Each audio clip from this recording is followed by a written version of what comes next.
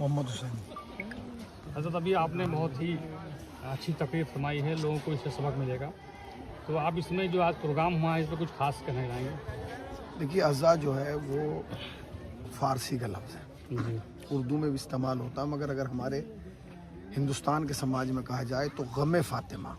जी अब आप इसको यूँ समझिए कि गम, जब कहीं लफ्ज़ गम आता है तो समाज खुद ब खुद जुड़ने लगता है। मसलन किसी के बेटे का मरना उसके लिए गम है, किसी के भाई का मरना गम है। और जब गम होता है तो लोग ये नहीं देखते कि महल्ले में किस समाज के कितने घर हैं, बल्कि वो उसके गम में शरीक होते हैं।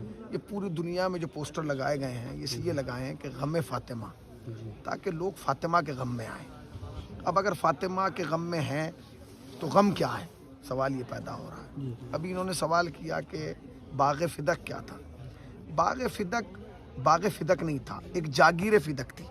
जब हम बाग कहते हैं तो हमारे जहन में तस्वुर ये आता है कि चंद पेड़ होंगे, 100 बीघे का, 200 बीघे का, नहीं।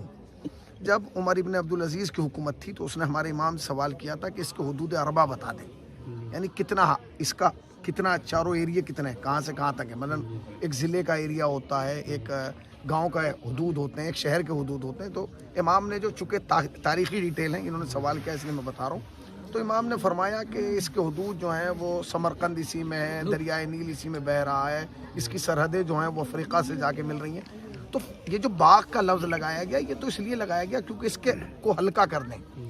और ये आया कहाँ से और इसका क्या, इस्लाम में एक जंग हुई है, जंग खैबर, और इसकी अहमियत इतनी है कि आज भी अमेरिका में लोगों ने बोर्ड लगाए हैं मुसलमानों के लिए कि आखिर खैबर तुम्हारा लास्ट चांस था।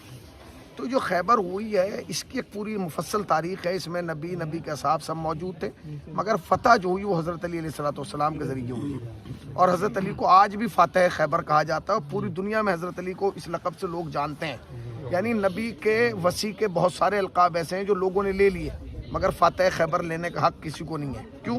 क्योंकि उसके लिए खैबर का दर उखाड़ना ज़रूरी था, किसी से उखड़ा नहीं है। तो ये जो खैबर है ये किस तरीके से आया, जंग खैबर के बाद कुछ लोगों ने जो है वो नबी आज़म से आके कहा कि क्योंकि लोग खैबर में मुसलमानों की ताकत देख चुके थे, अब इनमें ताकत नहीं थी कि और मुसलमान के मुकाबले पे आते, लिहाजा इन्होंने कहा कि हम जंग नहीं करेंगे, हम आपको इसका जो है वो जजिया देंगे, टैक्स देंगे, टैक्स समझ गए, लगान देंगे, आप हमें बस बख्श दें, हम लगान देंगे। लगान क्या है? लगान के तौर पे, टैक्स के तौर पे, जजिए के तौर पे जो है वो ये जागीर फ़िदक जो है वो मुरसल आज़म को दी गई।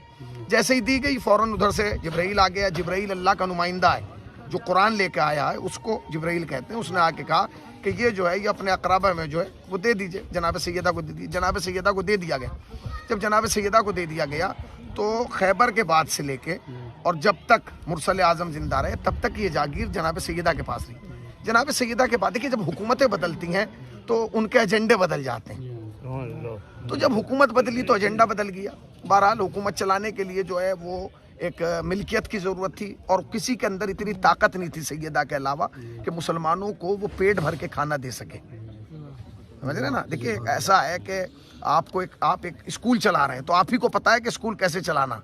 एक आदमी बाहर से आके उसका हेड मास्टर बन जाए तो वो मास्टर की कुर्सी पे तो बैठ जाएगा, मगर उसे ये नहीं पता होगा कि स्कूल चलेगा कैसे।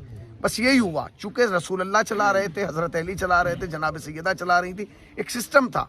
तो अब लोगों ने कहा कि जी चलेगा कहाँ से, आएगा कहाँ से, कजिए, तो इनके पास तो मिल्कियत है, जनाब सैयदा के पास तो मिल्कियत थी, वो मिल्कियत कब्जा ली गई, उसी को बाग़ फ़िदक कहा जा रहा है। बाग सिर्फ इसलिए कहा जा रहा ताकि उसकी अहमियत घटा दे। बाग नहीं था, जागीर थी, उसके अंदर शहर बसे हुए थे, उसके अंदर जो है हज़ाब इन्होंने कहा कह के दरख्त थे, उसके अंदर एक दुनिया थी बसी हुई।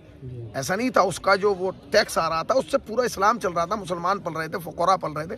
तो ये एक तारीख़ है इसके लिए। अब ये जो गम के पोस्टर लगाए जा रहे हैं ये सिर्फ इसलिए ताकि लोगों के जहन में सवाल हो। देखिए गली में अगर एक आदमी रो रहा हो, मैं सड़क पे पूरे दिन हंसता रहूँ, आप मुझसे सवाल नहीं करेंगे हंस क्यों रहे थे, मगर अगर मैं रोने लगूँ तो हर आदमी रो के पूछेगा जी क्यों रो रहे हैं, बोला सवाल है कि नहीं, आप क्यों रो रहे हैं। हंसते हुए से कोई नहीं पूछता कि क्यों हंस रहा है, रोते हुए से सब पूछते हैं। ये कौम चौराहों पे खड़े होकर इसलिए रो रही है ताकि लोग इनसे आके पूछें कि सैयदा के साथ हुआ क्या था कि तुम रो रहे हो।